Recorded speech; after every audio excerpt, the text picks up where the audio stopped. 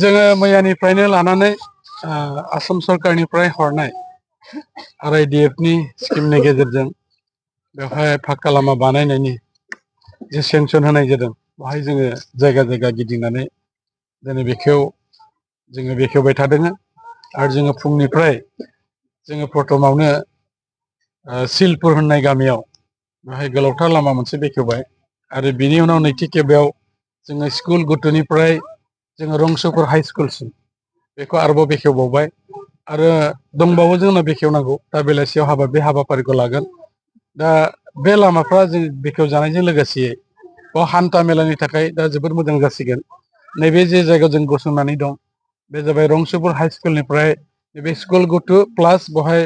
श्रीरामपुरनिफ्राय फैनाय फरलेन जे लामा बेवहाय बेयो कानेक्सन जासिगोन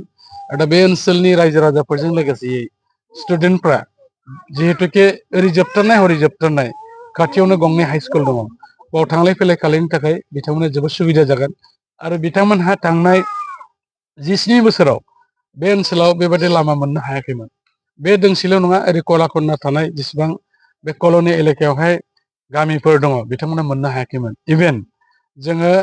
बेवहाय नांजाबनानै थानाय मरनायटि स्टेटआव 7थानिफ्राय लानानै 9ता बेवहाय लाइननि माखासे लामाफोरखौ जों बानायनानै होजोब्बाय गतिके बे ओनसोलाव जे हान्था मेलानि अभाब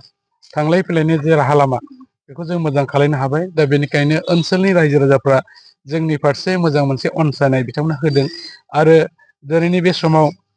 जोंनि आसामनि चिफ मिनिस्टार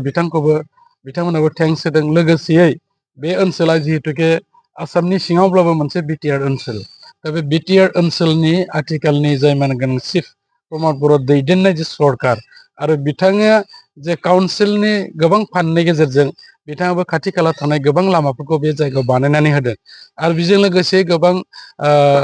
अनुस्थान प्रतिष्ठान स्कुलजों लोगोसे कमिउनिटि हल आरो बायदि बायदि खामानिखौ बिथाङाबो बानायनानै होदों काउन्सिला दा बेनिखायनो बिथांमोना रासिनै जोंनि मानगोनां चिफनि सायाव मोनसे आस्था बिथांमोना लादों आरो लोगोसेयैनो गोबाव सम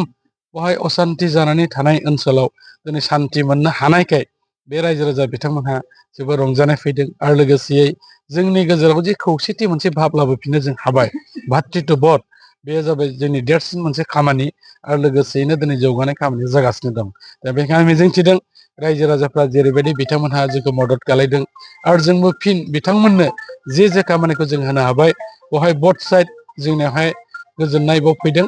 दा बिसेसकरि रायजो राजाफ्रा बे ओनसोलनि जे जौगानायखौ नुनानै दिनै आरोबाव जोंनि मानगोनां